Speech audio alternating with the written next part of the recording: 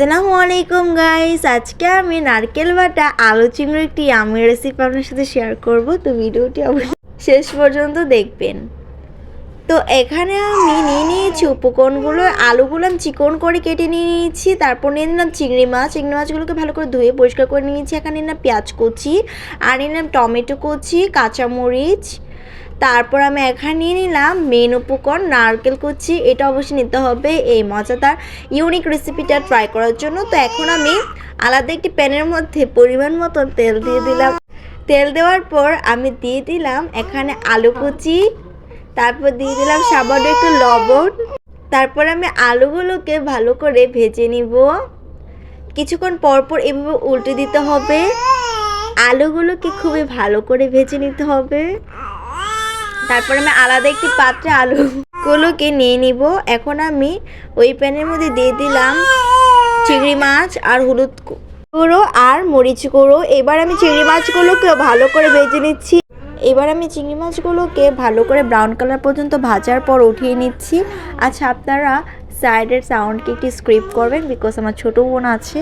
তো এইবার আমি ওই প্যানের মধ্যে পরিমাণ মতন পেঁয়াজগুলোকে ভালো করে ব্রাউন কালার পর্যন্ত ভাজার পর দিয়ে দিলাম টমেটো কুচি। এবার টমেটোগুলোকে ভালো করে পেঁয়াজটার সাথে আমি রান্না করে নিচ্ছি। এরপর দিয়ে দিলাম এখানে আদা রসুন বাটা। তারপর এখানে আমি সামান্য একটু পানি দিয়ে দিলাম। মশলাটাকে ভালো করে কষানোর জন্য দিয়ে দিলাম পরিমাণ মতন লবণ, 1 চামচ হলুদ গুঁড়ো, 1 চামচ মরিচ গুঁড়ো, 1/2 চামচ জিরের গুঁড়ো। দেওয়ার পর আমি একদমই ভালো করে কষিয়ে দেবো। মশলাটাকে একদম লাল লাল করে কষিয়ে নিতে হবে, উপর দিয়ে যেন তেলটা ভেসে এসে। ওই পর্যায়ে আমি ঝোলের জন্য পরিমাণ মতন পানি দিয়ে দিলাম। আর দিয়ে দিলাম আলুগুলোকে যে ভেজে রেখেছিলাম আলুগুলো, ওইগুলো দিয়ে দিলাম। এরপর দিয়ে দিলাম চিংড়ি মাছ ভাজা। এবার আমি শুকনো শুকনো করে রান্না করে নেব। ঝোলটা যতক্ষণ পর্যন্ত না শুকিয়ে আসবে ততক্ষণ পর্যন্ত আমি নেড়িয়ে যাবো। আর লাস্ট পর্যায়ে দিয়ে দিব এখানে আমি 2টো কাঁচামরিচ আর নারকেল কুচিটা দিয়ে দিলাম।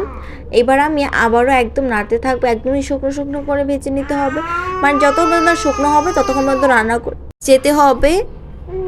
একদমই শুকনো শুকনো করে রান্না করে নিতে হবে। আর কিছুক্ষণ পর দেখবেন কি এভাবে শুকনো শুকনো হয়ে গিয়েছে, তখন রান্নাটা কিন্তু একদমই কমপ্লিট হয়ে যাবে। তখন আমি আলাদা একটি পাত্রে সার্ভ করে দেখিয়ে দেব।